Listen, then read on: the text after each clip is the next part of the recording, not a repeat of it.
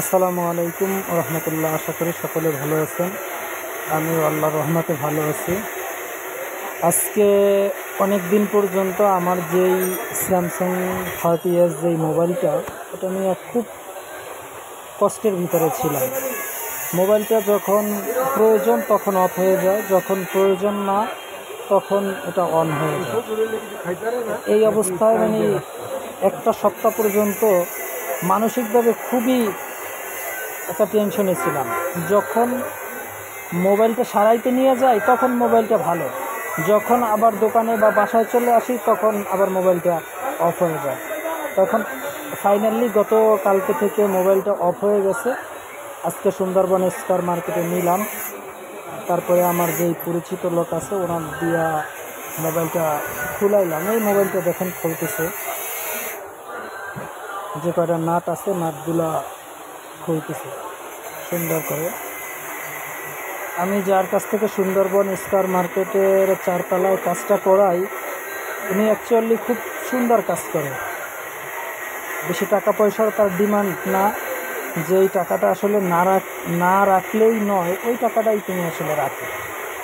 আর আমি এ যাবৎ যতবারই কাজ করাইছি খুব সফলভাবেই তিনি কাজ করে দিয়েছে।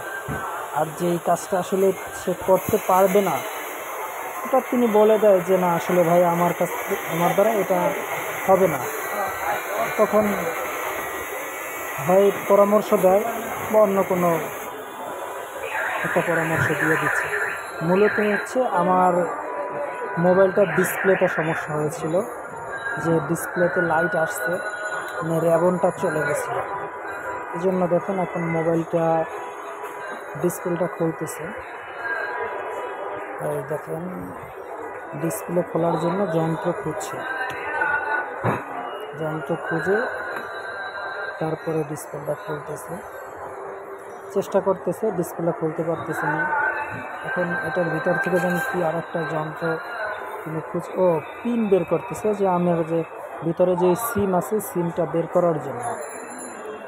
এই সিমটা বের করেছে, সযত্নে রেখে দিয়েছে। তারপর ডিসপ্লেটা খুলতেছে, দেখেন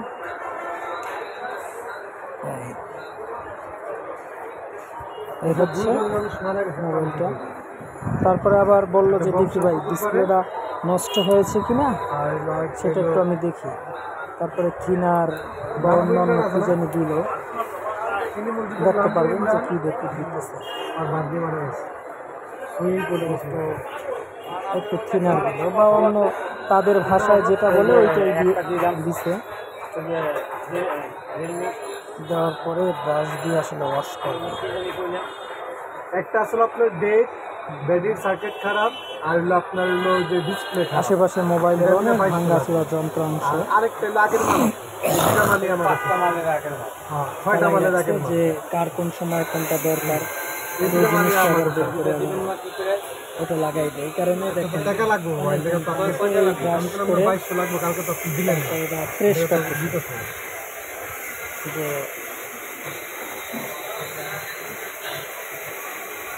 অনেক সময় এই জায়গায় নাকি ময়লা পড়লে তখন ডিসপ্লেটা নাকি আলো আসে না, এই কারণে ওর ভিতরে যে ময়লাগুলো পরিষ্কার করতে ভালো আছে না, সোনের মতো একটা জিনিস দিয়ে তারপরে এটা পরিষ্কার করতেছে, খুব সূক্ষ্মভাবে পরিষ্কার করতেছে। আমি এবার জুম করে দেখানোর ব্যবস্থা করতেছি। আর বিশেষ করে আপনি হন আমি হই যেই হয়, একটা পরামর্শ এটা আসলে সার্ভিস সেন্টার যারা করে তাদেরই একটা পরামর্শ, যারা লোকাল সার্ভিস করবেন, যে জায়গায় আপনি লোকাল সার্ভিস করবেন, আপনি সবসময় চেষ্টা করবেন আপনার মোবাইল আপনি সাথে নিয়ে তারপরে সার্ভিসটা করার। যদি বলে যে না আপনি চলে যান 1-2 ঘন্টা পরে আপনি মোবাইলটা ঠিক করে দিচ্ছি, আপনি যাবেন না। হয়তো আজকে যদি নাও সারান অন্যদিন সারাবেন, নিজে বসে থেকে তারপরে সারাবেন। এটা আসলে আমার কথা না, এই সার্ভিস সেন্টারে অনেক যাচ্ছি লোকই সব এখন লোক তো আসলে ডিসপ্লেটা যে চেঞ্জ খারাপ করার সেটা না। জন্য, মানে ওই ইম্পোর্টারের অনেক কাছে খারাপের ভিতরে নিয়ে অনেক যাচ্ছি লোক যে ভালো আছে। এই দেখেন আমি ডিসপ্লেটা নিয়ে আসতে। কাজটা কমপ্লিট করালাম, করানোর পরে পরের আমাকে ভিডিওতে বললো যে ভাই দেখবেন যে আসলে ডিসপ্লেটা আমি আনতে যান। কিভাবে আমি এখন আবার ডিসপ্লেটা চেঞ্জ করাই ডিসপ্লেটা আনতে যাওয়ার জন্য এবং কত টাকা মোবাইলটা দিয়ে আবার ডিসপ্লে চেঞ্জ ধরে করাইছি ক্যামেরা করে সেটা আপনাদের পরের ভিডিওতে বলে দেব এই ইনশাআল্লাহ। অবস্থা আছে। তো সকলে ভালো থাকবেন। আবার পরক্ষণে কী করা হয় সেটা আমি পরের ভিডিওটিতে জানাবো যে মোবাইলটার কী সমস্যা বা কী করতেছি।